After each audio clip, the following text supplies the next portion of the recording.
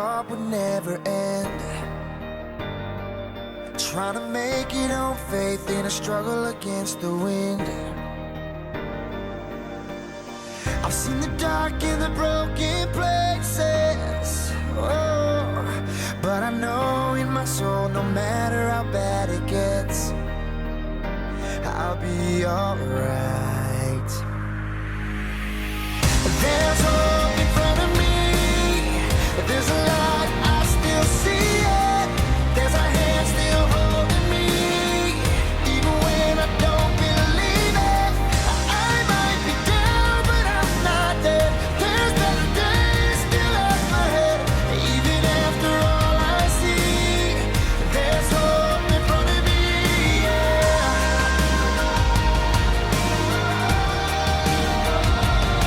There's a place at the end of the storm you finally find, where the hurt and the tears and the pain all fall behind. You open up your eyes and up ahead there's a big sun shining. Right then and there you realize you'll be alright. There's hope in front of me. There's a light, I still see it. There's a hand still holding me, even when I don't believe it. I might be down, but I'm not dead. There's better days still ahead. Even after all I see, there's hope in front of me,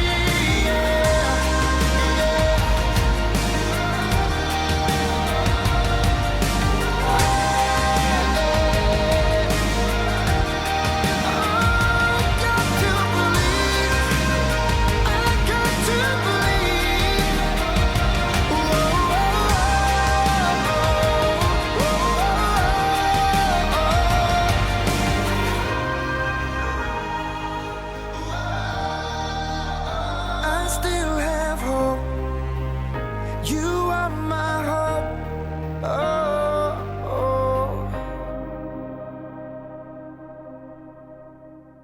All right, welcome to the Maximize Living Makeover. Everybody, please stand up. Give yourselves a round of applause for actually showing up today.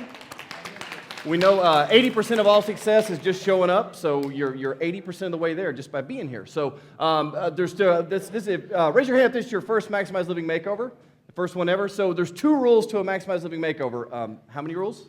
2 rules. First rule is have fun, and the second rule is to work hard, because the harder you work in here, the harder you're going to work out there, right? So well, I've never done this before, so I'm gonna try something new here. We got some extra T-shirts. So what we're going to do at several points along the way, we're going to have things where you can get involved and get excited, get up and moving. The people that are getting the craziest and doing the most and being the loudest and going nuts, those are the people that are going to get the T-shirts. So now we considered getting like there you go.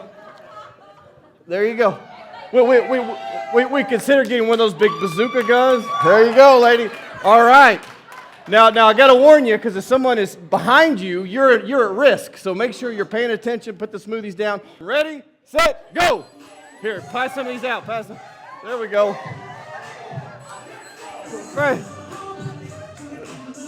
Here you go. Pass them out. Here you go. All right. Bring that down. All right. Thanks, Mia. I appreciate that you're hitting people. They're not even looking.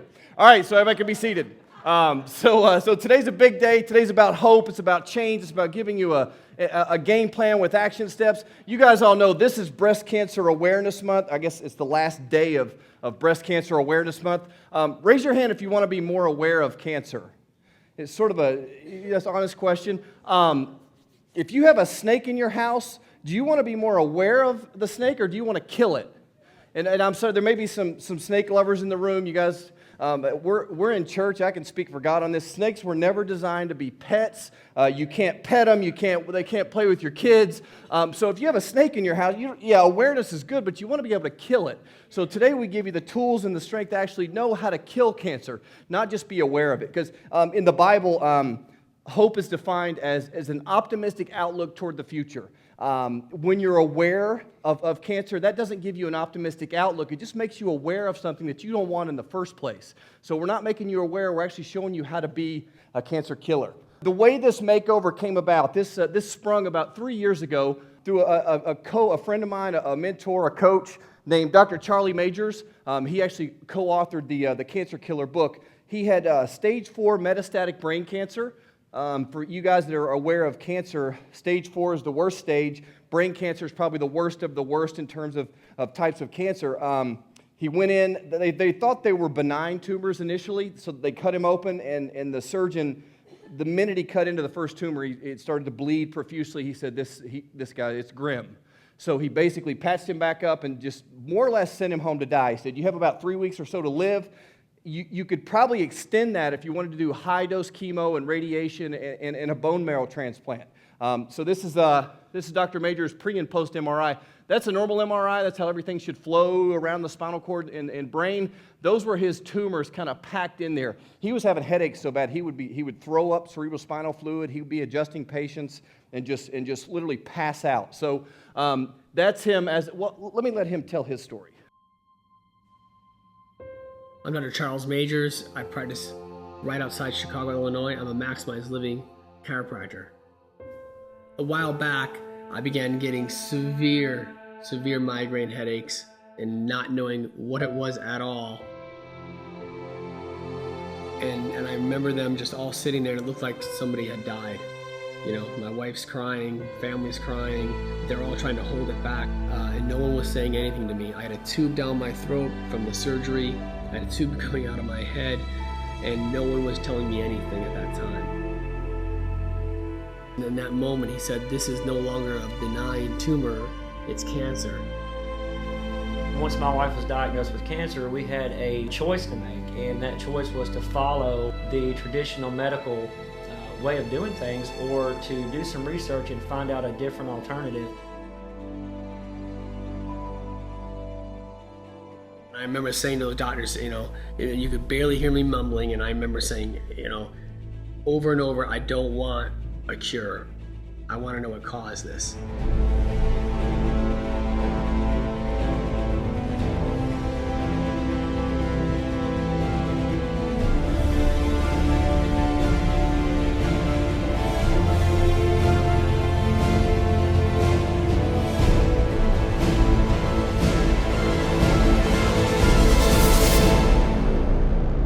So Dr. Majors, he had the worst cancer you could imagine.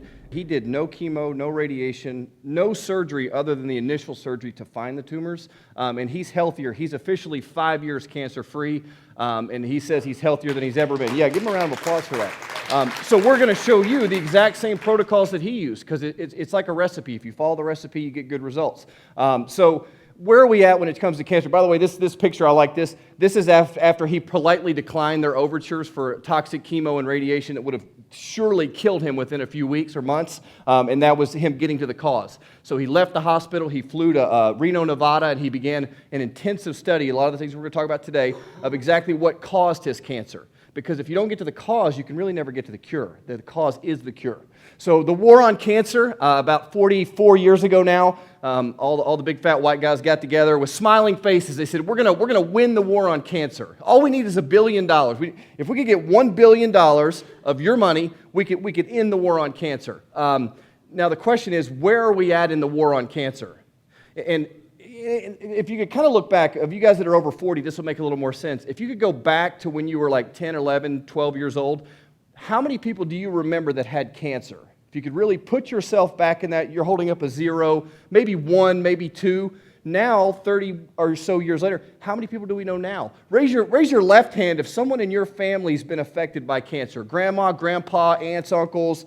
Raise your other hand if a friend or a coworker or somebody you go to church with has been affected. Guys, look around the room. Like literally look around the room. It's every single one of us. There's not one of us that's not affected by this horrific, awful disease, but you don't have to have fear. Fear happens in the absence of certainty. So where you have certainty that replaces fear, it gives you hope. Everybody say hope.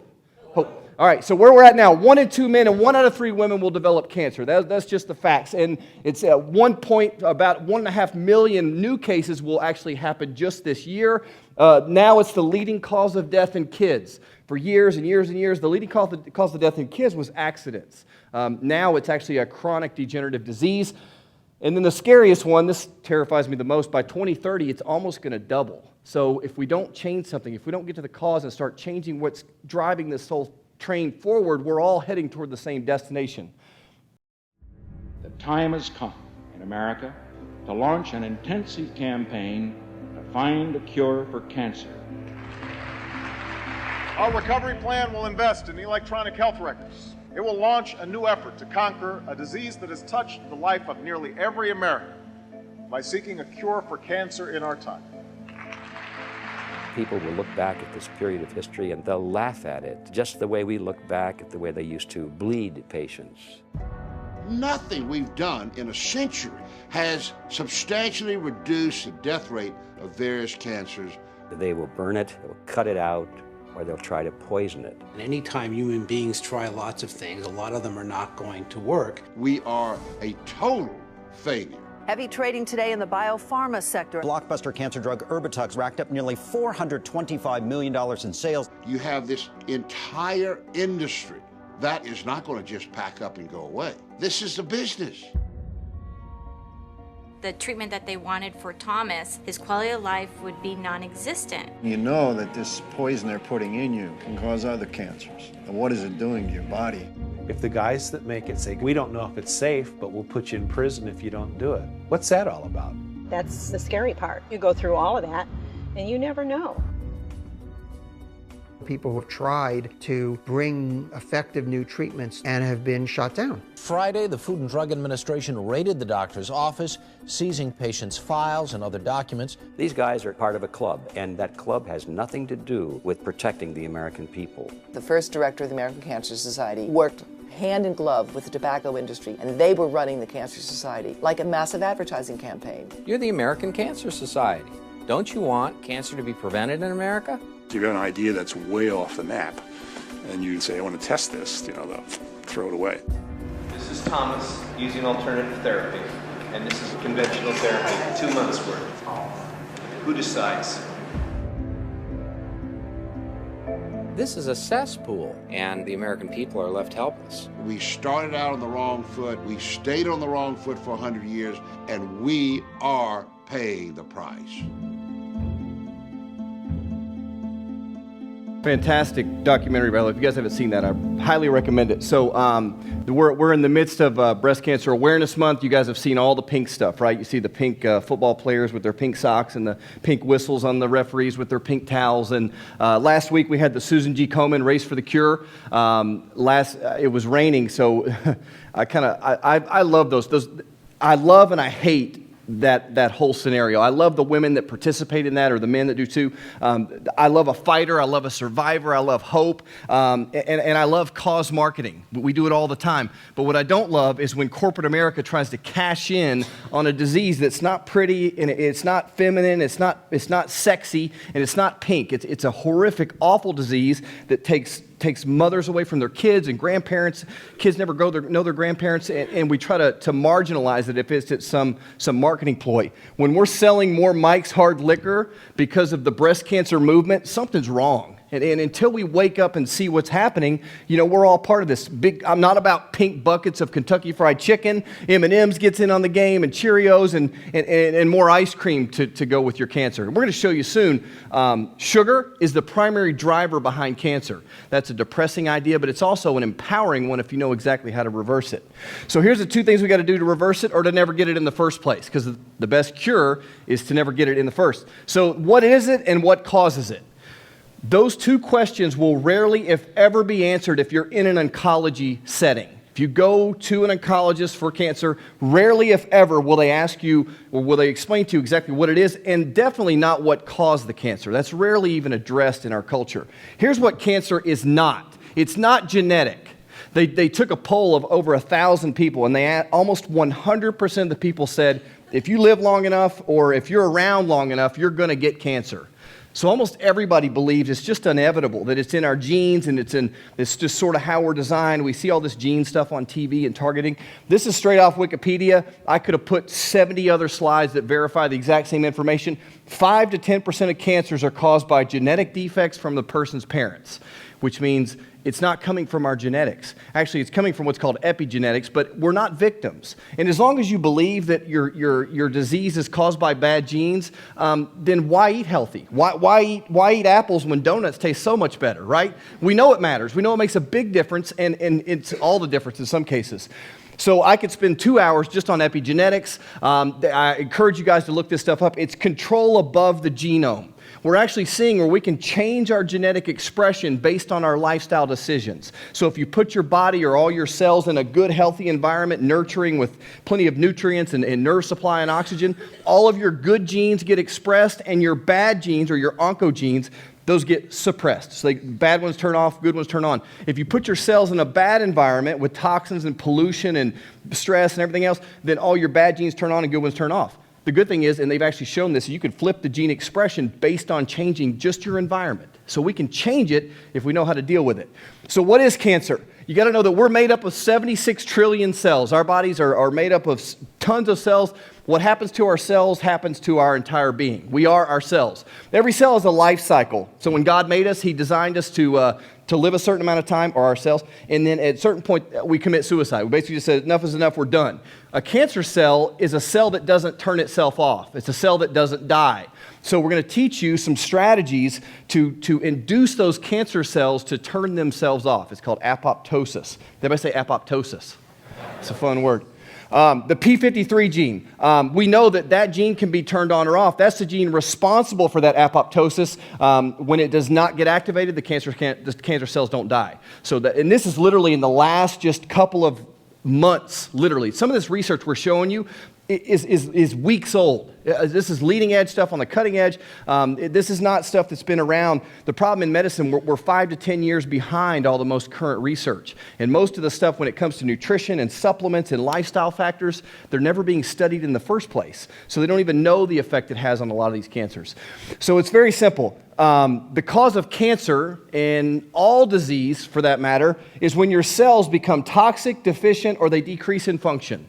I want you to remember that. So Alzheimer's or dementia, type 2 diabetes, when your cells become toxic, deficient, or they have a decrease in function, that's when they become sick. And that's a theme we're going to carry all through this talk. So healthy cells, there's a characteristic between healthy and cancer cells. We can use this actually to our advantage. Healthy cells use oxygen for fuel. They're aerobic metabolizers. Cancer cells use sugar for fuel. There's an obligate glucose metabolizer. I only say that to sound smart. Healthy use of sugar and the aggressive use of sugar. Cancer cells have about 8 more receptors for sugar than healthy cells do. They love it. If you want cancer, eat lots and lots and lots of sugar because cancer cells absolutely gobble it up. So we're going to show you the strategies there. Living in a slightly alkaline environment, notice there that we said slightly alkaline. Your body's designed to be at 7.365, not at 8 or 9, or your body's designed to be slightly alkaline. So we'll talk about some of the alkalized water and stuff like that. And then one does not need a proper nerve supply, and then one does. One's more of a rogue cell, and we could use that to our advantage. Here's some of those recent data that we've seen is that cancer is actually a survival mechanism by your body. It's your body reacting to whatever conditions or lifestyle you're putting it in. And we know that a normal cell becomes hyperplastic, or it develops what's called hyperplasia. A simple example of this is a callus on your hand. Or you could use like the lining of your colon for an example. If I go to the gym and I work out with the same weight over and over and I'm pulling and stressing, what's eventually going to develop on my hand? It's a callus. It's an abnormal multiplication of cells. So you get an increase. If you look at the colon, if I eat like bad food or poisons or french fries, it irritates a part of the bowel and causes a hyperplasia, which is also known as a polyp. So everybody with me now. The second stage is metaplasia. That's when it changes from excess tissue to some sort of an inflammatory, unhealthy tissue. So if I kept doing the weight or I kept eating the toxin, eventually it would cause an ulceration in that same patch of tissue. That's phase 3, but it's not cancer yet, by the way. The fourth one is dysplasia. A lot of you guys know with pap smears, they're looking for dysplastic cells. They're looking for groups of abnormally adapting cells which, by the way, are just adapting to our typical normal environment, in our abnormal environment. Maturation, so that's what a pap smear is actually looking for. And then lastly, you get into the neoplasm and then cancer. That's when it starts to run out of control. Now, a concept that's kind of hard to wrap your head around is if we did not have cancer, none of us would be here. Cancer is actually a survival mechanism by the body. It's not a bad thing. We all have cancer cells. Everyone in this room has between 10,000 and 100,000 active cancer cells in your body sitting in your chair. My daughter, who's 8, she has cancer cells in her body. If we dissected the colon of every kid we know, we would find cancer cells in every single colon of every kid that we know. The key is your immune system is designed to take care of it. It finds it, kills it. We're going to show you an amazing video in a minute. It actually keeps it in check. So cancer is only a problem when it gets out of control, when it gets going. So the new hypothesis is just wound healing. It's just our body's trying to heal itself from the environment that we're putting ourselves in. I know cancer hits home for a lot of people. It's a sensitive topic. A lot of us, some of you in the room are dealing with it. So please know my heart. At no point do I ever want to sound like we're placing blame or saying it's your fault or you did something wrong. My heart is to give you the information so you know how to take control of it. So please don't take that wrong. So there's 5 traditional therapies within cancer care. There's chemo, radiation, surgery, drugs, and transplants. At this point, it's technically illegal to treat cancer with anything outside of those 5 things. And the best question is cancer caused by a lack of any of those things? Do we have cancer because we don't have enough chemo in our bodies? Or we know that doesn't make sense. Now with chemo, because it's probably the most common one that we know of, it actually started in World War I with mustard gas. Most people don't know that. A lot of the soldiers would come back and they noticed that their hair was missing and their eyebrows were gone and the lining of their stomachs were a train wreck. So the scientists in all their brilliance said, well, if it can kill those fast-growing replicating cells, maybe it can kill the cancer right before it kills the patient. So it works very good on fast-growing, fast-replicating cells. The problem is most tumors are not fast-growing cells. They're very slow-growing. The cancer stem cell doesn't become affected. So it only works in a very rare number of cases. Chemo has its most effectiveness in lymphomas, leukemias, and certain testicular cancers. Outside of that, here's the data. I'll show you in just a second. By the way, there's no such thing as side effects. It's just effects. If we don't like them, we call them side effects. If we like the effects, we call them effects. But it's just what the drug does. Bleach just bleaches. It's just what it does. So deafness destroys bleeding. It causes secondary cancers, weight loss, poisoning, and death. Nobody undergoing chemo is ever having a good time. They're always ill. They don't feel good. It's heartbreaking. And then when you look at the research, this is straight off of PubMed. It's kind of hard to see this, but they looked at 22 different cancers and the effectiveness at using chemo for those 22 different cancers. And what they found was that in the United States, we get about a 2.1% contribution to the 5-year survival rate by using chemo. Let me say that again. We get a 2.1% improvement when we use chemo to make people live 5 years. Well, my mom had chemo and she's still here 10 years later. My grandmother had it 20 years. How could you say that?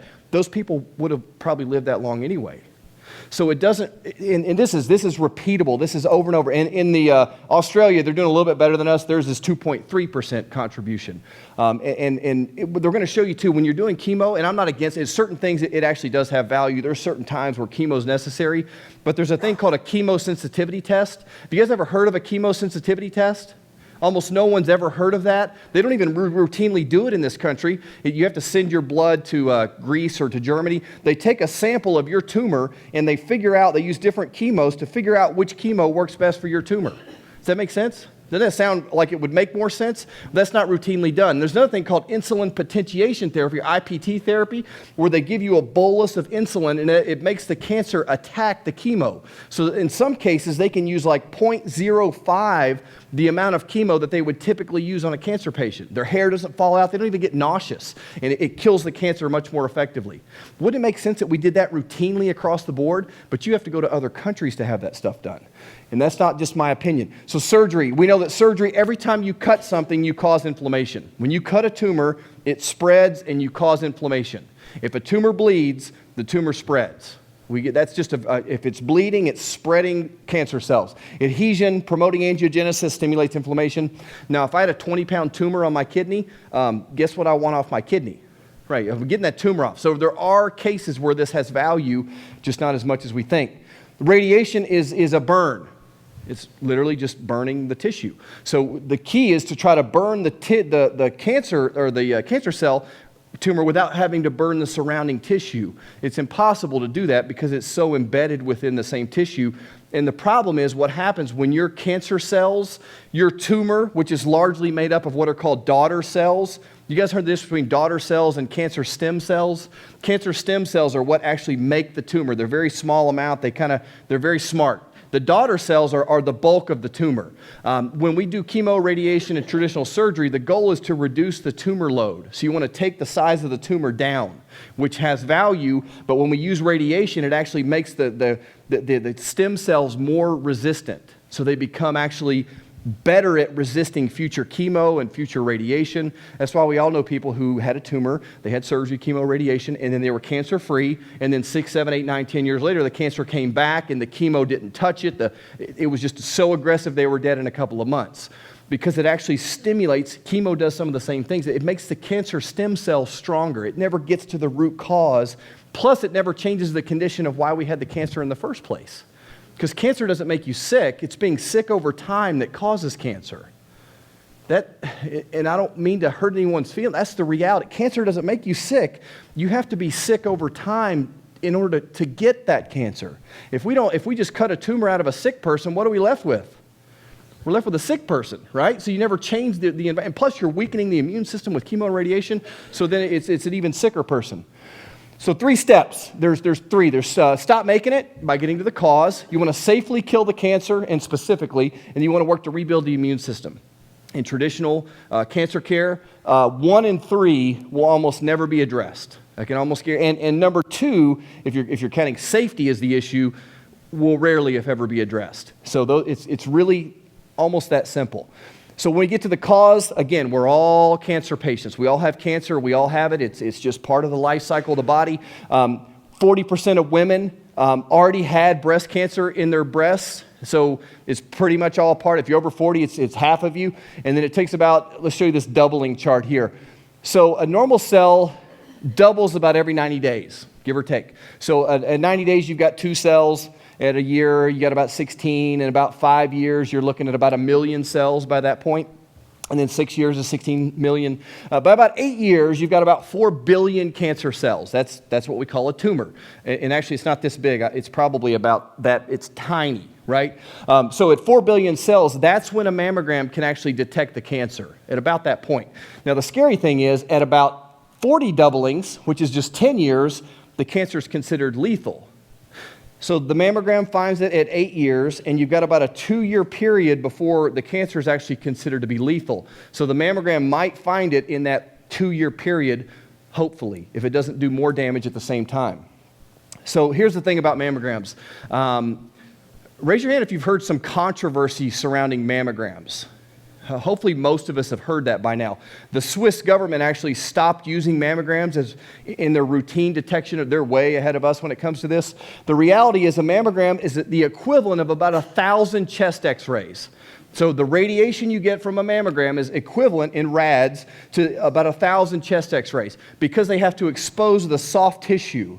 To get the soft tissue to absorb all those rays, they have to penetrate it so deeply. Like when you have a spinal x-ray of your bones, we want it to penetrate. So nothing really gets absorbed, very little gets absorbed. Everybody's concerned about having x-rays in our office, but they'll go have their mammogram every year.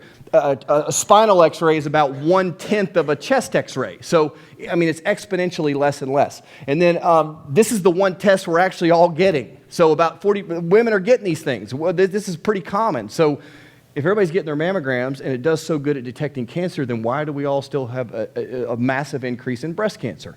And then the reality is, and this is from the New England Journal of Medicine. I wanted to quote this so I don't mess it up. They found, everybody's heard of New England Journal of Medicine? They found that 2,500 women have to be screened every year for about 20 years to save 1 life. So 2,000 women every year to save 1 life. or 2,500, about 1,000 of them will have a false alarm, which means they'll think they may have cancer, it causes stress, they get anxious, and then turns out it was a false alarm. About 500 of them will undergo an unnecessary biopsy, and about 5 or more would be treated for an abnormal cancer they never had, or for a cancer that would have never been fatal. So to save one life, we've got to have 25 women scanned every year for 20 years, all that radiation, all this false and scared and fear, just to literally save one life. So what do? Do we just stop checking our breasts? The best thing to do is self-exam. They've discouraged women from actually doing their own self-exam, which is probably still the best test we have out there. And there's a thing called thermography. Raise your hand if you heard of thermography. That's the best test to get. It's a thermograph. It's a heat scan. There's no radiation. It's completely safe. And it tells you not only where the breast cancer might be, but it tells you at a much earlier stage. And it also tells you what everything else is going. It tells you if the liver's got something going on. It just kind of gives you an idea of where things are out of balance. And then if you find something on the thermograph, your next step is to do an ultrasound. If you find something on the ultrasound, your next step is to do an MRI. Does that make sense? Much more specific, no radiation, you're actually getting to the cause, and you could find things much, much earlier. It's that simple. So here's how to kill cancer. We have to starve it. It's a cancer sugar feeder. Cancer loves sugar, so we want to starve it, cut off its blood supply. Everybody say anti-angiogenesis.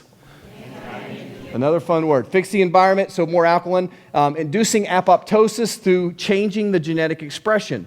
And that sounds complicated, but really it's not. Your body knows how to do this stuff if we give it the right stuff.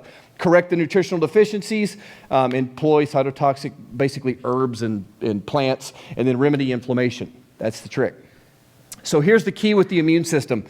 Nutrition, and that's supplements, herbs, that kind of falls in that category. Keeping the liver healthy, that's your body's master detoxifier. And then keeping the bowel healthy, which is how your body gets rid of bad stuff. And then we'll show you how chiropractic plays into this too. Because most of you have no awareness of what the heck does chiropractic have to do with cancer.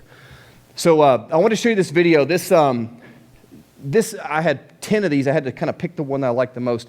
But the immune system is really amazing. It's going to show you cancer cells or how our immune system actually finds and destroys cancer cells. Inside all of us lurks a serial killer. A killer whose primary function is to kill and then kill again. These are cytotoxic T cells, a specialized member of our white blood cells. They patrol our bodies, identifying and destroying virally infected and cancer cells. And they do so with remarkable precision and efficiency. There are about 5 million T cells in a teaspoon of our blood, engaged in the ferocious and unrelenting battle to keep us healthy. These amorphous blobs move around quite rapidly, pushing out their leading edge and probing their environment as they go. When a cytotoxic T cell finds a cancer cell, membrane protrusions rapidly explore the surface of the cell, checking for the telltale signs of cancer. They kill their targets using poisonous proteins visible here in red. These cytotoxic granules move down special pathways in the cell called microtubules to the interface between the T cell and the cancer cell. The T cell punctures the surface of the cancer cell and delivers its deadly cytotoxins. This is very important in our bodies, where cells are packed together, as it focuses the lethal hit on the target and minimizes collateral damage to the neighboring healthy cells.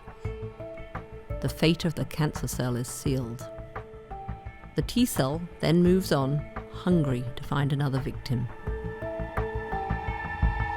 Isn't it amazing? That's happening in our body right now as we speak. Our body's finding it, it's killing it, it's identifying it. I had another video I was going to show, but it shows where using the nerve supply, which we'll talk about in a minute, the body calls into effect all these other cancer killing, like a group of T cells, and they dive in and they attack a tumor. It's like a big gang rush it's amazing. And literally that happens every day without us ever even having to think about it. And you think with that going on, how do we ever even get cancer in the first place? Because our bodies can find it and kill it, destroy it.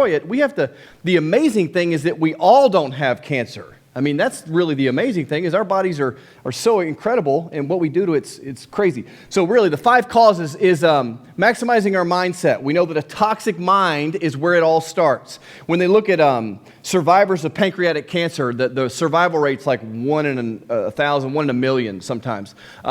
There's a common thread with all those survivors, which means, by the way, if 1% can survive it, then someone can survive it. But there's a common thread with all those, and it's their mindset. It's all their mindset. When Dr. Majors was diagnosed, he took responsibility for his cancer, and he went to figuring out what caused it. And he will tell you it's the best thing that ever happened to him. Most of the survivors almost all have the same story. It's the best thing that ever happened. It gave me a new outlook on life. It gave me control over my health. It taught me how to actually not only get rid of cancer, but keep me from getting sick in the future. And then I passed that legacy on to my family and my friends, and I became like a bomb of information that spread all over the culture. That's what we need. We need to plant you all in these different cultures, so we're in your church group, in your work, where you live, so we can spread this to as many people as we can. A deficiency in nerve supply. It could kind of go 2 ways with nutrition, either toxicity or deficiency. We're talking about deficiency in muscle and oxygen lean mass. And then toxicity is toxicity. I didn't have a good one for that one. But it's those 5 things. So what we do in our house, we have a chart, and it has everybody's name on it. And it has all the 5 essentials. And I kind of list where we're at with each essential. If I'm at about a 3 out of 4 on my mindset, then what's my little action step I can do to increase that? If I'm exercising and it's only about a 7, what can I do to make that a little bit better? The trick with getting healthier is just to do a little better. You don't have to be perfect. You just have to do better. Your body's amazing. It's designed for this. It knows what to do. You don't have to be perfect. You just have to do things better. I have to get you guys standing up again. All right, so mindset. This is the heart mass study that was done in 2003. They actually found that what we focus on actually changes how tightly or loosely our DNA strands are wrapped together. So they had people concentrate and focus on anger and stress, and some of you guys were like racing to get here and you're zipping in and out of traffic. Well, your DNA strands like wrap together super tightly when you do that. So it's harder for your body to delete those mutations that normally happen. And if you're focusing on love and happiness and puppy dogs, it makes your DNA strands separate and loosen, which makes it easier for your body to change the cancer gene code. So the beautiful thing, it only takes about 2 minutes. You can change this very, very quickly. And that's why most of us in these hectic go lifestyles, and we don't stop to really, there's one thing to be busy, but it's another thing to be hurried, right? So we're all busy. Raise your hand if you're not busy.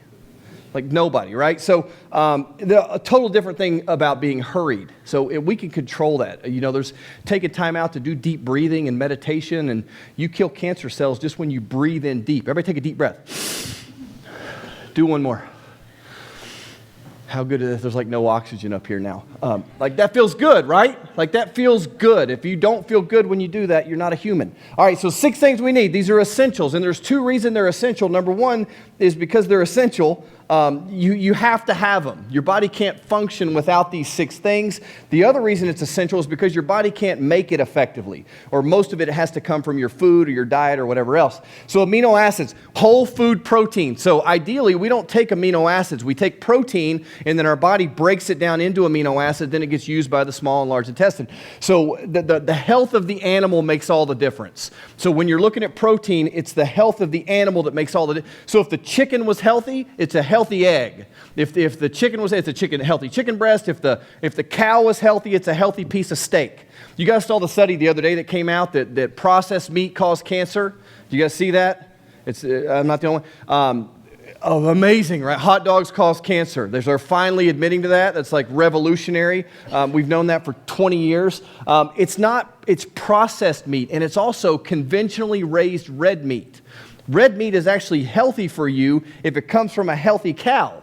The problem is most cows aren't healthy. They're not on Hillsborough Road, like running around in the sunshine, eating grass all day. Most of the cows we eat are like stuck in a pen, standing in their own feces, and they're pumped full of hormones and antibiotics and all these other things. They're eating corn all day long and grain. If you eat corn and grain all day long, what do you normally get? What do you get? You get fat and sick, right? That's why they have the antibiotics. So we're not eating, and plus the omega-6 to omega-3 ratio of grass-fed beef versus conventional beef is completely different. One causes inflammation, one reduces inflammation. It's not even the same species. It shouldn't be. One has conjugated linoleic acid, one does not. Arachidonic, same thing. The hard thing's in the grocery store because you're looking at it. One costs like twice as much per pound. It looks the same, it smells the same, but I'm telling you, for your health, it makes all the difference. When you're switching to organic, always switch your meats first. Why would we switch meats before vegetables? Yeah, it accumulates, right? Cows live years. Tomatoes live weeks, right? So the longer it's alive, the more it accumulates toxins and poisons. So always go meat and dairy first and then switch to your veggies.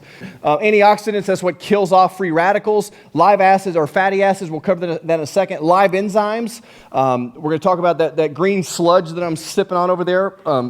We'll talk about that, and then vitamins, minerals, and trace minerals, always from whole food sources. So either from food or from vitamins and supplements that come from food. There's synthetic vitamins and there's whole food vitamins. If you eat synthetic vitamins, you are wasting your money and you're poisoning your body. If you take a Centrum one a day, you're better off doing none a day than doing one a day. Much better off. That stuff comes. Do you anybody know where Centrum actually gets their materials? They contract with like aluminum manufacturers and metal plants. They use their waste products to make their vitamins. So you're eating all their toxic waste, and they put all the commercials on TV. Plus you can get a jar of them like that big with a 20-year lifespan. They never expire. Is that stuff healthy in our body?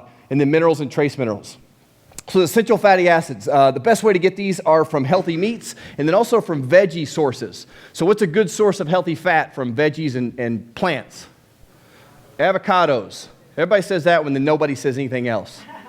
That's usually how it goes. Walnuts, yeah, any tree nut. All your tree nuts are good. So almonds, pecans, help me out here. Yeah, hemp seeds, fantastic. Flax seeds, those are all not necessarily tree nuts, but avoid peanuts. Stay away from peanuts. Peanuts are highly inflammatory. They're really not even a nut. They're basically, they live on the ground. They have a horrible omega ratio, and they get very moldy, so they're extremely allergenic. They make you that's why our kids have allergies to these things. And by the way, too, is when you're in that time capsule earlier, when you were 12 years old, did you know anybody that had any peanut allergies too? No. So it's just the peanuts are different, or are we getting sicker as a culture? So it's not just cancer. And then we need these essential acids because they make up our cell wall. Our cell wall determines how healthy we are. You have a lipid bilayer, which makes up your cell wall. If it's made up of good fats, then you're healthy. If it's made of bad fats, then all the good stuff can't get in and the bad stuff can't get out. If you eat French fries, then your cell walls are made up of bad fats. The half-life of a French fry or a trans fat is 51 days, which means it takes 102 days for you to get rid of the French fries that you ate. So we're still paying for fries that we ate back like in August or whatever. So here's the thing, and isn't it funny how things in medicine and things in culture with nutrition, how that stuff changes, it all kind of turns on its ear. In the 80s, we had all this low-fat movement, everything's low-fat, low-fat. They told you to avoid fat, and then we had more high-fat people than ever and more cancer and diabetes than ever. And now we're saying, eat butter. It's actually good for you, as long as it comes from a healthy source. Eat coconut oil, eat eggs, don't throw out the yolk, eat all this stuff. So we know this stuff is changing. The best way, really, not the best way, but we all really have to supplement. It's really hard to get the omegas that you need unless you live on a farm and you're just eating that stuff all the time. It's hard to balance out our omega-6s without supplementing. It's virtually impossible. I need a volunteer for this next. Who wants to be a brave volunteer and get a t-shirt? Somebody that doesn't already have a t-shirt. Come on up, Katie. I'm not going to hurt you, I promise. All right, so Katie, I'll give you the t-shirt in a minute. We're going to have you stand right here. So she's going to be an example of a healthy cell. She's a smile real big for everybody. She's a healthy cell. So in a healthy cell, she's made up of good healthy fats around the lipid bilayer, so all the good stuff can get in, the bad stuff can get out. I'm going to have you kind of hold this for just a second. So what's going to happen is when she starts eating bad fats, and she today after the makeover, she's going to go have like McDonald's and maybe some cupcakes and maybe some French fries, and maybe after that for dessert we're going to have ice cream, and then maybe some non-organic meat, and then maybe some margarine, these other bad fats. So what happens is that the cell becomes congested. I'm dizzy. So literally the good stuff can't get in and the bad stuff cannot get out. So she's literally auto-intoxicating herself. The cell, because it can't get rid of the poisons, it's literally recycling all those toxins, and the bad stuff can't get out and the good stuff can't get in. You're all done. Thank you. Give her a round of applause. Let me help you. All right, awesome job. Thank you. I've been dying to do that one too. I've never done that before either. All right. So the next thing is sugar.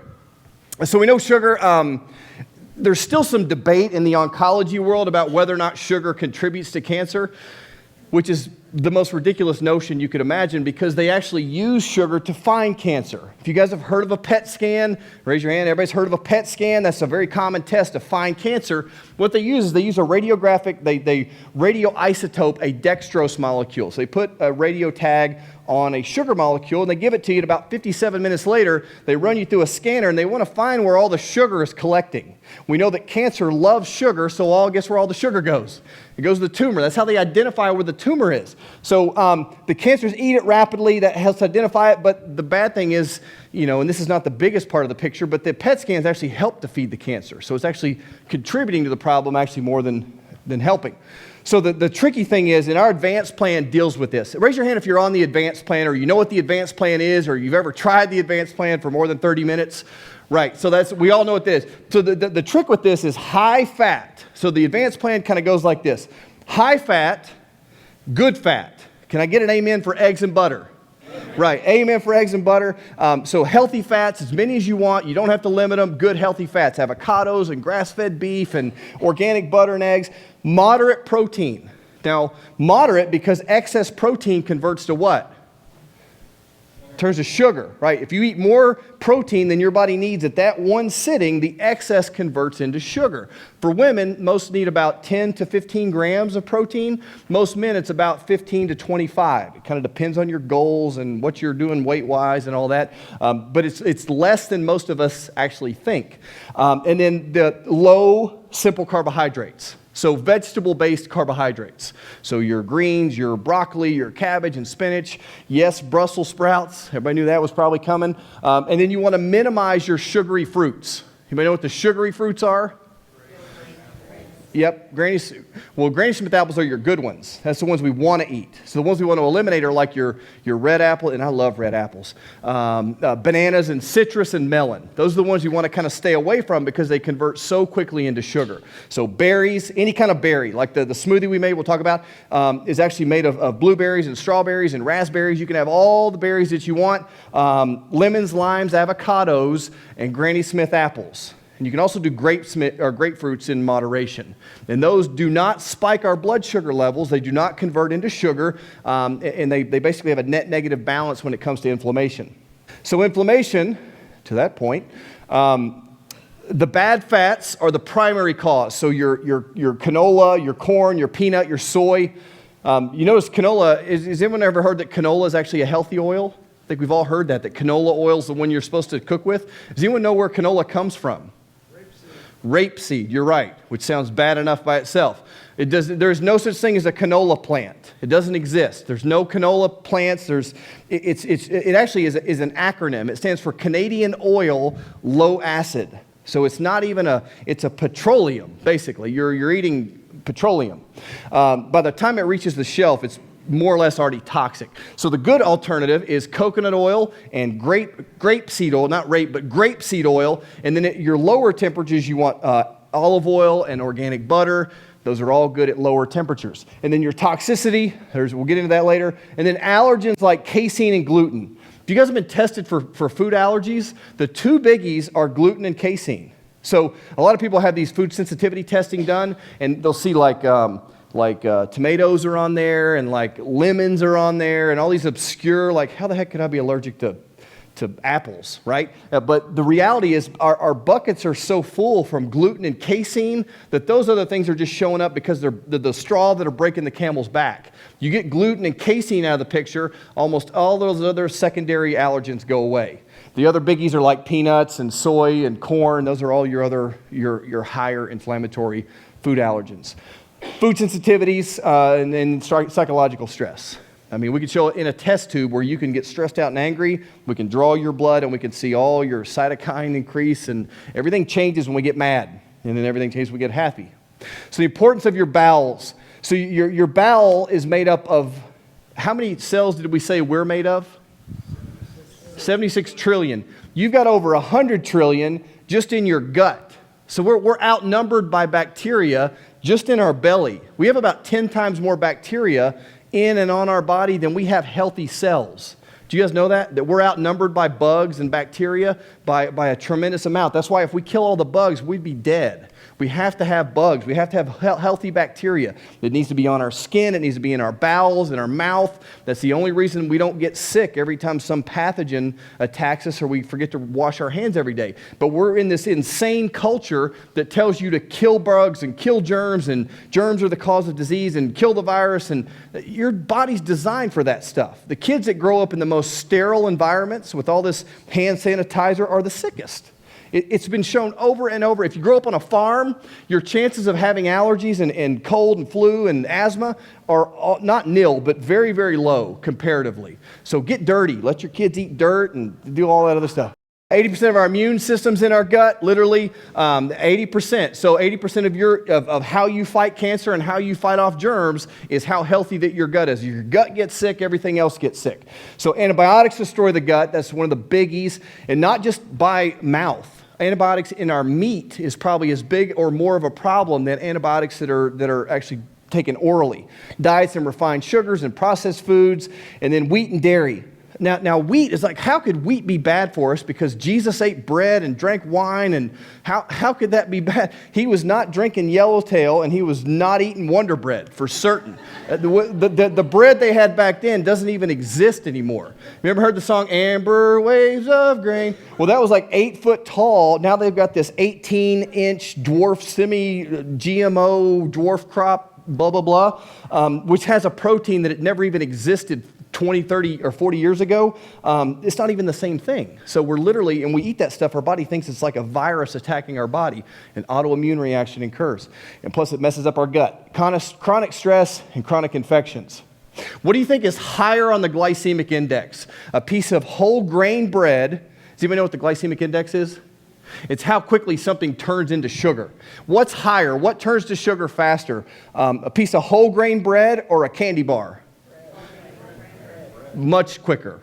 Much quicker. Actually, twice as quickly and twice as high of a spike. I had a Dr. Oz thing, blah, blah, blah. I didn't want to show it. And then what do you think converts quicker to sugar? A piece of whole wheat bread or table sugar? Yeah, whole wheat bread. Whole wheat bread converts to sugar quicker than sugar converts to sugar. Isn't that crazy? Because the sugar, talking about glucose, not sucrose, what we use as table sugar, but whole wheat bread turns to sugar quicker than table sugar does. So if you're going to eat sugar bread, just eat sugar. Don't even eat bread, right?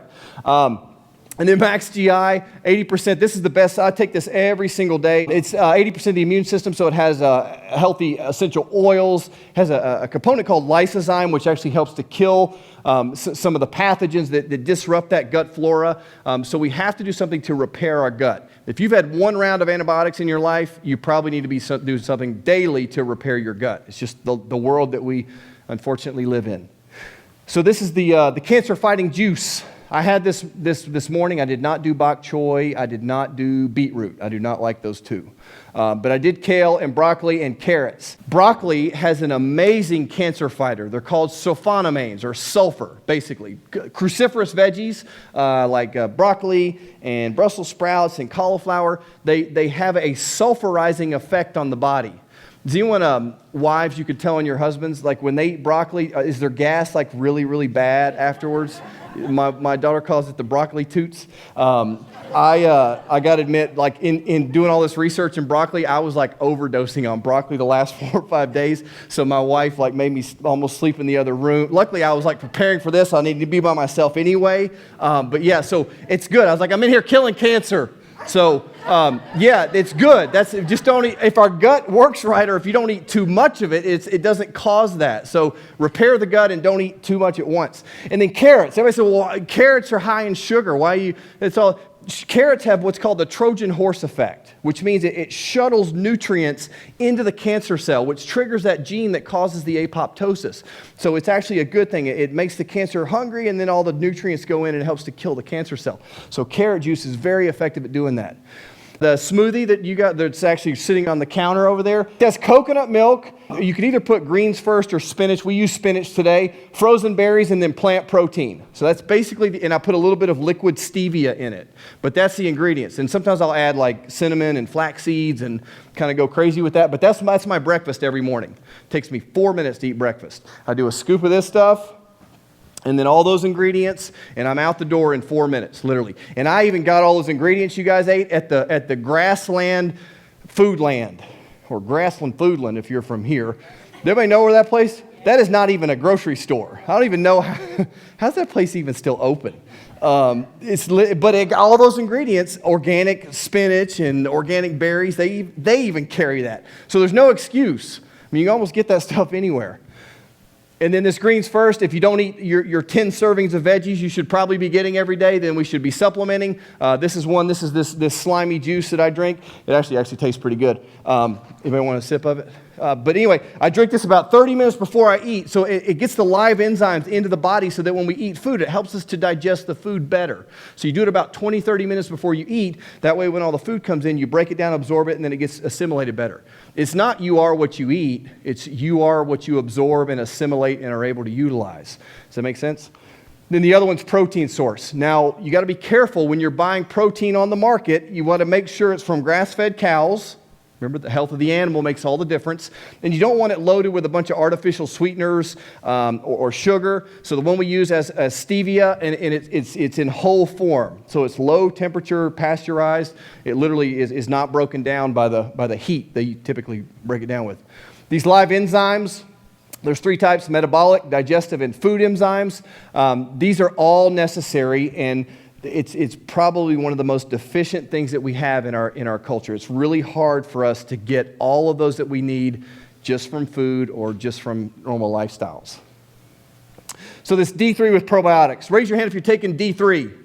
Hopefully that's all of us, right? Studies are now showing that if you're taking D3, it's actually about as effective as the flu shot. Actually much more effective than the flu shot. At 5,000 units per day, it's correlated with the strength of your immune system. So if your vitamin D levels are low, your immune system is low, and your D levels get high, your immune system comes up with it, right? And that's the easiest thing to change. 10 billion, we actually found the formulation for this one, it was actually found by accident.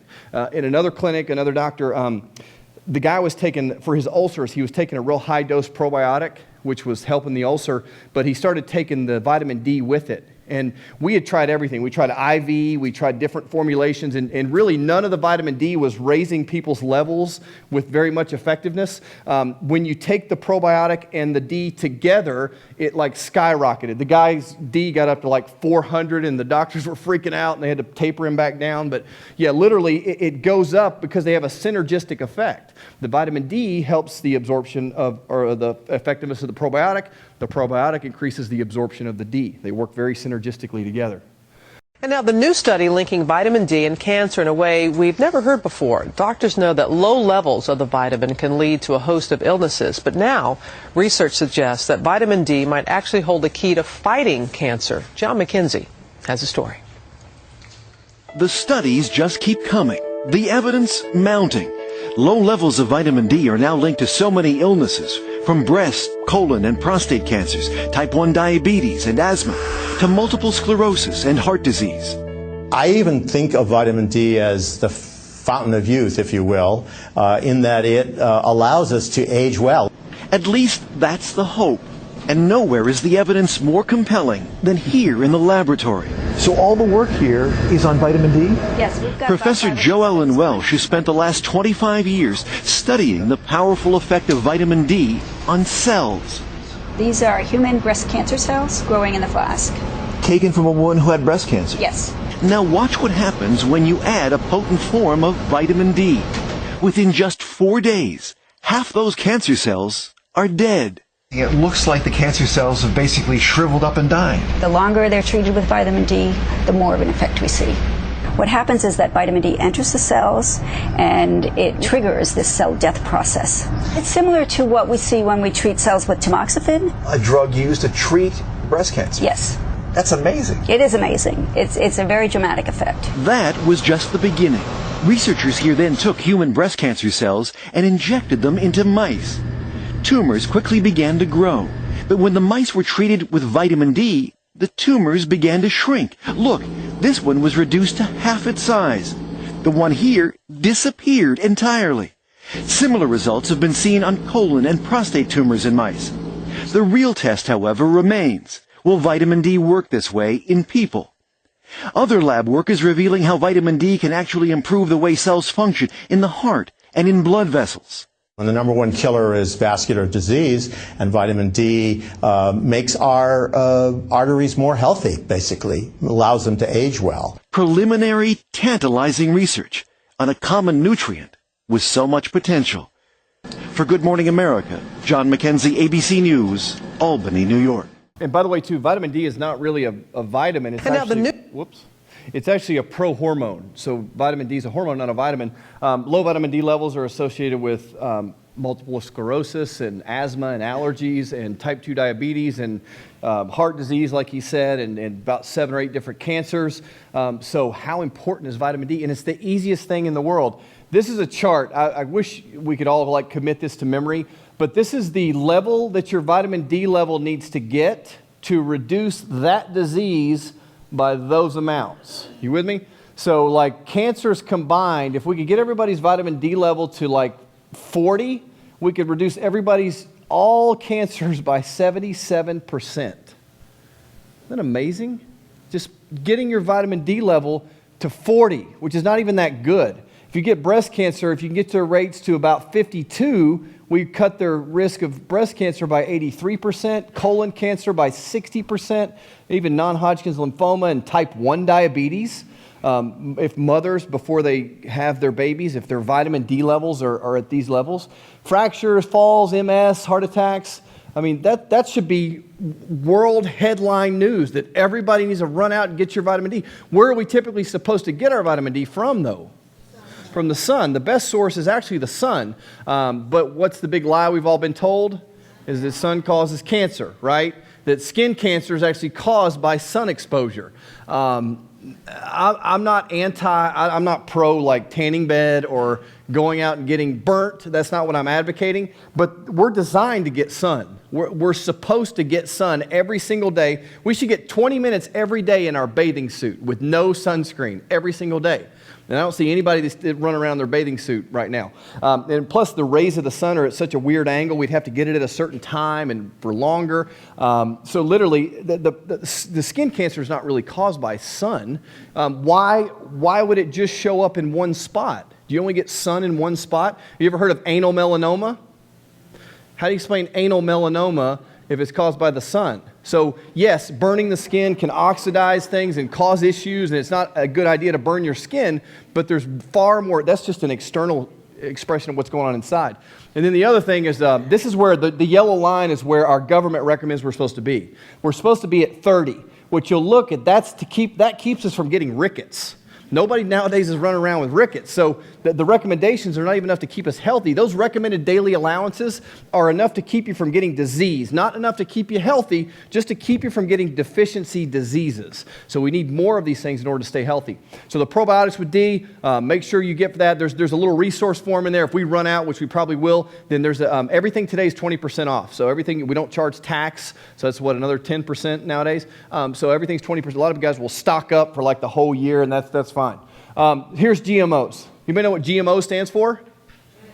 Genetically modified organism. There are GMO foreign proteins in our food since 1996. They first started in the milk, and then they put them in soy and corn, which is in everything that we eat. I was shocked that these foreign proteins were in our food without our knowledge, without our permission, and without labeling. There's 3 kinds of GMOs. The first one, it's called Bt toxin. It's either in corn or soy or cottonseed. It is genetically engineered to constantly reproduce this Bt toxin. When the bug eats, let's just say, the corn, its stomach explodes from this constantly reproducing Bt toxin. So it's a registered pesticide with the EPA, and we're eating this corn. The second one is Roundup Ready. The plant has been genetically engineered to withstand Roundup. They can spray it with all the Roundup they want, which is an herbicide at the tune of 5 billion pounds a year, and it doesn't die. So our food won't die, but everything else around it dies. The bugs, the worms in the soil, all the weeds. The good bacteria in the soil. The good bacteria. It soaks into the plant, and it does not wash off. The problem with that is that there's a chemical in it called glyphosate, which destroys our gut bacteria. 70% of our immune system is there. Without that gut bacteria, we can't produce tryptophan. Without tryptophan, our bodies don't produce serotonin. Without serotonin, we can't regulate blood sugar. Diabetes now, which is hugely on the rise, costs our federal government $279 billion a year. And just to put that in perspective, $514 billion is what is spent on all of our health issues combined, including cancer. The projection is that in 13 years, we will not have money for any other healthcare at all, except for diabetes. We will not have a healthcare system. Yeah, I guess forget about cancer. We could be bankrupted by diabetes. And that's just, she just showed that's a little snippet of GMO. Now, the scary thing is, if you're not getting your crop organic, 98% of all the soy is GMO, about 90 or so percent of all the corn is GMO, about 88% of all the wheat is GMO. So unless you're getting it organic, you can almost virtually guarantee that corn, that soy, that wheat is more or less GMO. And we're the only country, by the way, that doesn't allow labeling laws. So they don't label the GMOs here, but they do everywhere else in the world.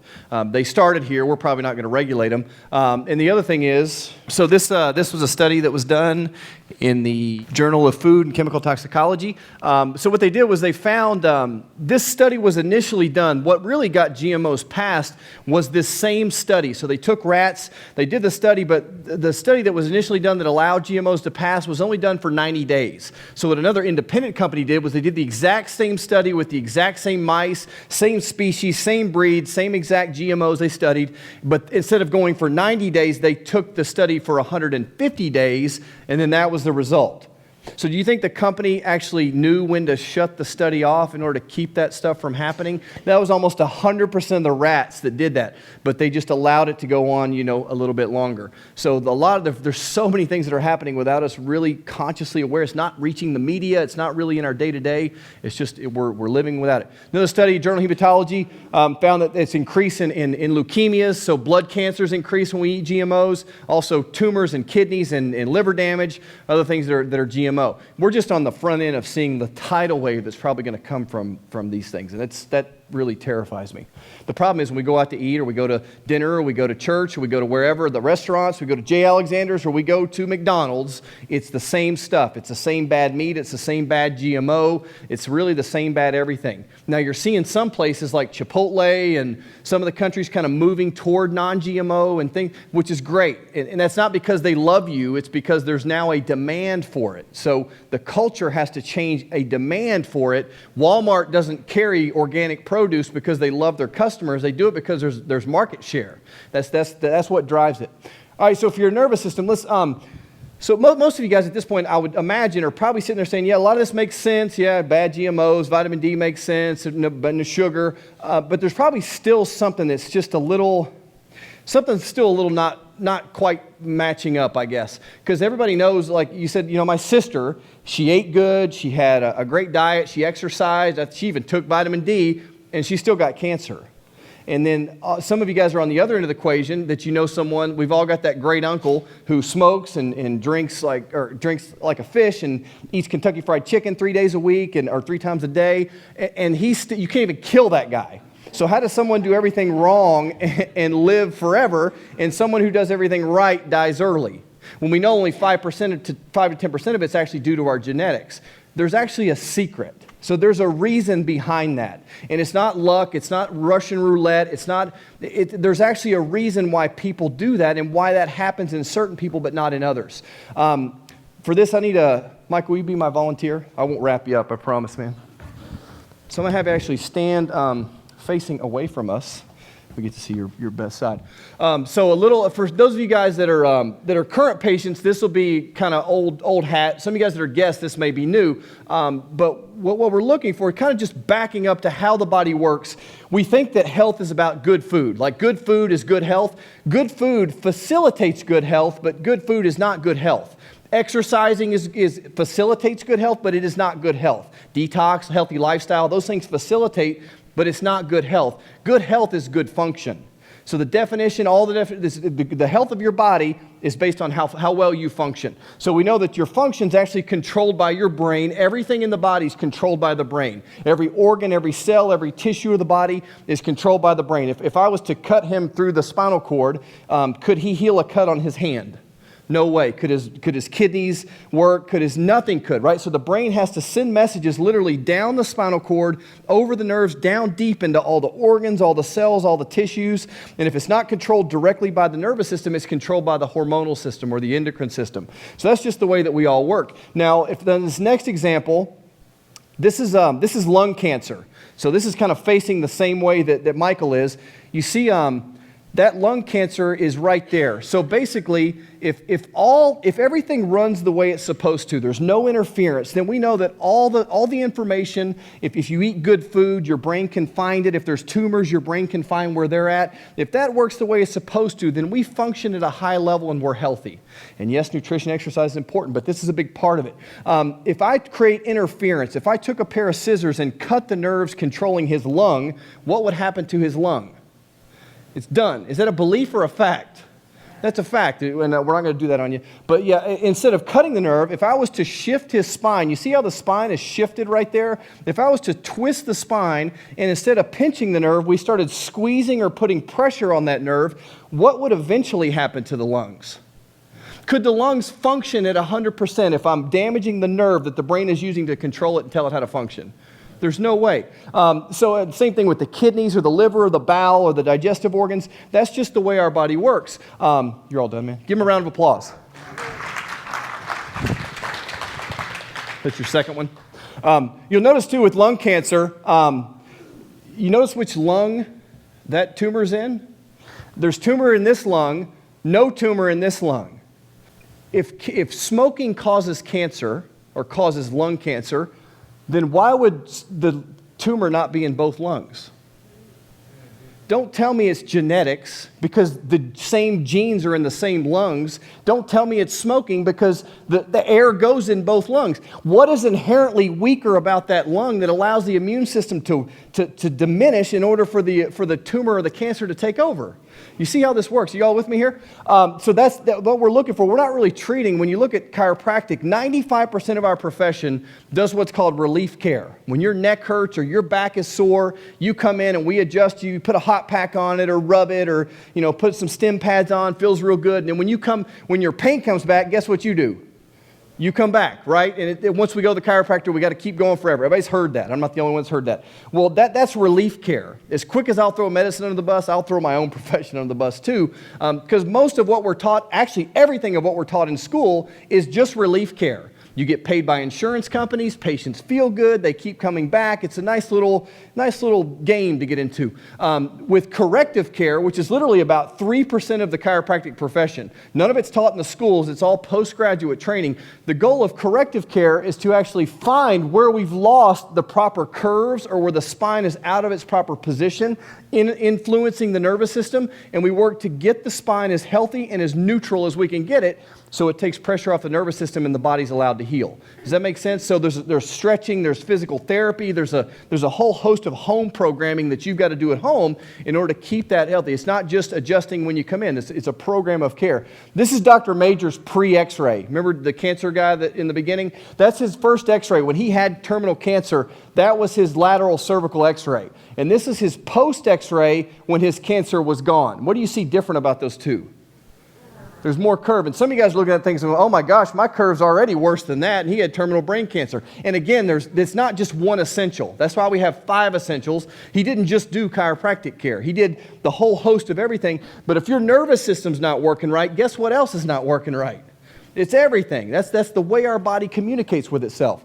This is the study that was done with interleukin-2. We talked about that video where it calls the troops into gear and all the immune cells come and they start to attack the tumor. They bring all their troops in. It's like 20-1. They start to attack the tumor. Well, that's done through the nerve supply. The nervous system is actually what coordinates that. And we know that when you release interleukin-2, which the adjustments do that. When you do an adjustment, they do an adjustment and pulled their blood. They measure their interleukin-2 levels. They're actually higher within a brief time after the adjustment. So it actually increases the immune response to fight cancer, kill tumors, kill bugs, kill germs. That's done after the adjustment.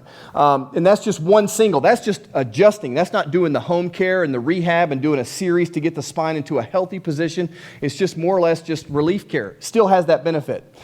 These are some of the warning signs right here. So our bodies are amazing at being able to talk to us. If something's going wrong, our body's got a mechanism to tell us, like acid reflux always cracks me up. Like your body is literally screaming at you, saying, quit doing whatever you're doing to make me mad, but we just give it 2 tums and just say, oh, shut up, and I'm going to keep eating. Well, I mean, we just ignore it, right? Would we ever like see the oil light come on in our car and then just bash it out with a hammer and say, oh, fix that one? That's good. And then the check engine light comes on. You stick like a piece of duct tape over that and just kind of keep rolling through life as if nothing's wrong. Those symptoms are not the problem. They're just the body's way of telling us our bodies aren't functioning right. We're toxic, we're deficient, or we're lacking function in some organ, cell, or tissue.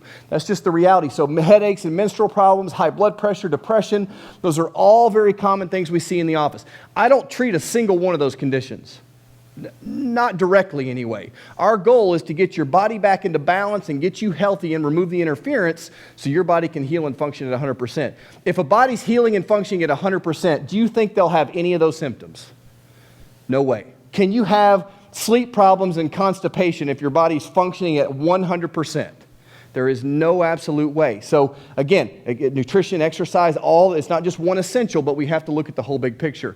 The next thing is oxygen and lean muscle. This is a big one. So this guy won the Nobel Prize by discovering that a cancer cell actually happens when it is deprived 60% of its oxygen supply. So when you deny the cell 60% oxygen, it converts to having to use sugar for fuel, and that's when it becomes cancerous. So literally, if you could keep oxygen in the cell, it never becomes cancerous in the first place, and you can actually kill cancer cells with oxygen. A lot of they're using ozone therapy now, which is concentrated. They're using IV oxygen. They're using so many things with oxygen or its derivatives to actually directly kill cancer cells. So the oxygen deficiencies, the hypoxia, we have to have exercise flows oxygen into our cells, coupled with the right amount of omega fats. So again, you can get all the oxygen in the world, but if your cell wall is damaged and you have all those bad French fry fats on the outside, then the oxygen's not going to get in and the bad stuff can't get out. All right, so exercise prevention is the key. Fighting diagnosis, and then so exercise does all those. It doesn't just do one of those, it does all of those effectively. And what they found was that people, if they exercised on a regular basis, they had an 80% reduction in colon cancer, or 80% reduction in breast cancer, about a 40% reduction in colon cancers, and the other lung cancers, prostate, and then the people that were the most active had the most benefit. So it seems like the more you're active, the more your cancer-killing benefit actually is. And this is not even working out the way that we're going to show you, which is the quickest way and the best way. It's the cheapest and it's also the fastest. So it improves energy and metabolic balance. It improves your hormones, your digestive system, your inflammatory factors. It's on and on and on and on and on. Everything gets better when we exercise. We say there's no such thing as a healthy smoker, and there's no such thing as a healthy person that doesn't exercise. They just don't exist. That's just what healthy people do. The new era is dawn. It's now metabolic conditioning. So the day and age where you get on the treadmill and you get on it at like 4.2 miles an hour, and you sort of like flip and then you get done with the treadmill, and then what do? You get off and you walk, and you get in your car and you drive home. Those days are over. That's transportation. That's not exercise. That's moving your body, but it's not exercising. The trick with this is to get your metabolism to get into gear, and we have to stimulate it to get it to do that. It doesn't just do it on its own. It responds to what we're telling it to do. So we show you how to work out in literally 4 minutes a day. 20 seconds on, 20 seconds off, 20 on, 20, back and forth for 4 minutes, and then you're done. My workout program is 8 minutes a day, I do the 8-minute version, 5 or so days a week. That's all I do. And that's all I've done for the last year. Occasionally, I'll do like a traditional weight thing, but like once or twice a month. So I am never going back to driving to the gym, working out for an hour and a half, and then drive. That's a 2-hour block of my day that I don't have. Would you rather work out for 4 minutes a day or 45 minutes a day?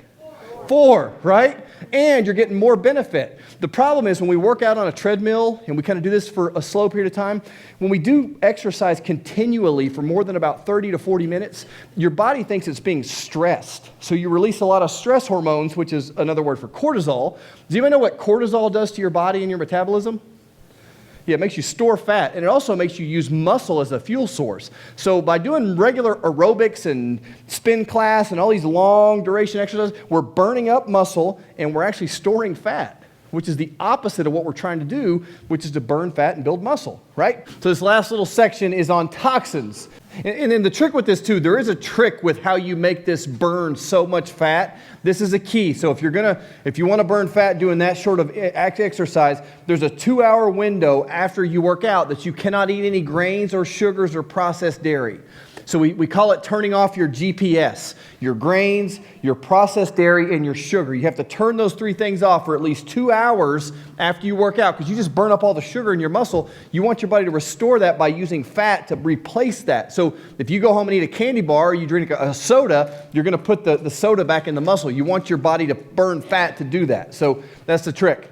So our EPA, we think we're doing good. With toxicity, we try to stay indoors to avoid all the air pollution. Our indoor air is about 100 to 1,000 times more toxic than the outdoor air. It's literally better to live outside than it is inside. Household cleaners are 3 times more likely to cause cancer than pollution. So we need to be worried more about bleach than we do acid rain. Literally, there's no place for bleach in the house. We literally should not even own bleach, in my opinion. It's caustic, it's toxic.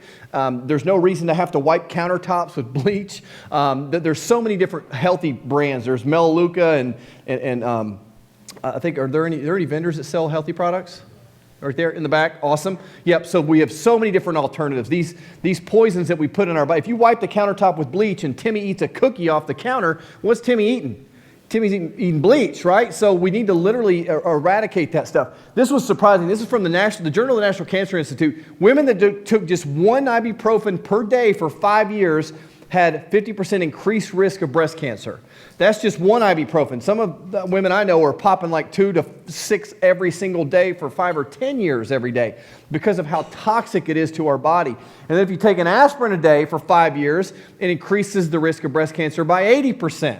Now, everybody knows back a year ago in May, they reversed the recommendation to take an aspirin a day. Do you guys know that? The FDA for decades said, take an aspirin a day, take an aspirin a day, take an aspirin a day. Unless you've had a cardiac event, if you've already had a cardiovascular event, if you've had a heart attack, you should not be taking an aspirin every single day. You could take fish oil and get about the same blood thinning benefit or eat omega-3s, but those things increase risk of bleeding and stomach cancers. If you do have a heart attack, your chances of dying it are greater. So all this stuff turns on its ear over time. And did God make us with a deficiency in aspirin? Does that even make logical sense that we'd have to have that every day to be healthy? Antibiotic use, increased risk of breast cancer. I think we know these things. This is telling.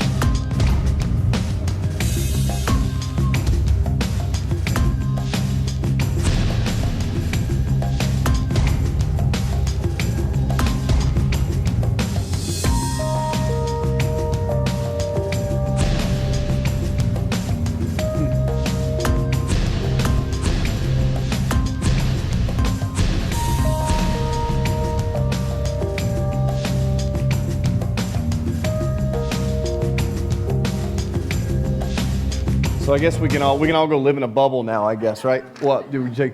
So yeah, and it's not just adults. It literally starts from before kids take their first breath. There's toxins in their blood, 287 chemicals in the cord blood, Teflon and flame retardants.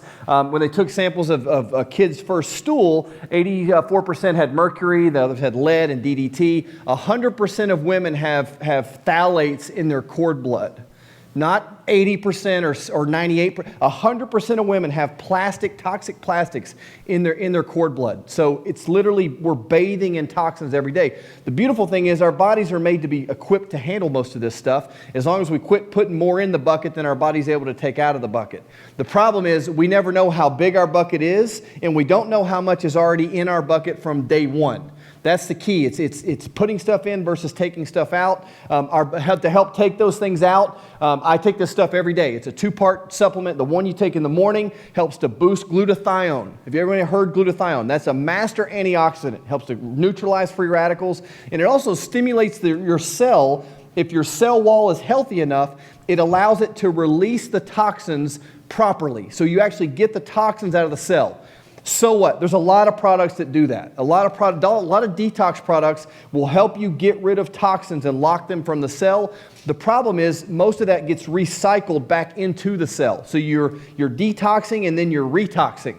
So you take another part, so one part you take in the morning, the other part you take at night, which is activated carbon, more or less charcoal, in a pure form, which helps you to bind the toxins, get them into the bowel so you can safely get them out. And it's not like an explosive diarrhea detox. It's safe, it's comfortable, it just helps you as it comes in, it helps it get the stuff out. A lot of people do it like once a year or at New Year's. I tried to continually do it all the time. But it's in combination with those fatty acids. That's what's hugely important.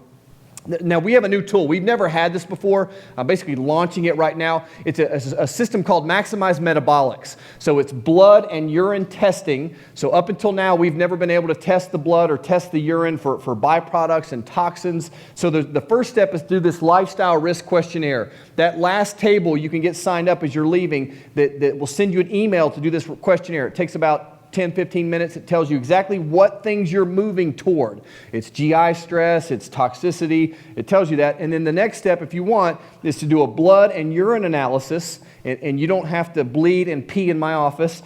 We give you a kit, and you take it home, and you stick your own finger, and you pee in a cup, and you send it off. It's all very easily done. But it tells you these 8 things. Vitamin deficiencies, blood sugar imbalances, inflammation, oxidative stress, toxicity, GI stress, stress hormone imbalance, and fatty acid imbalance. Would it be important to know these things?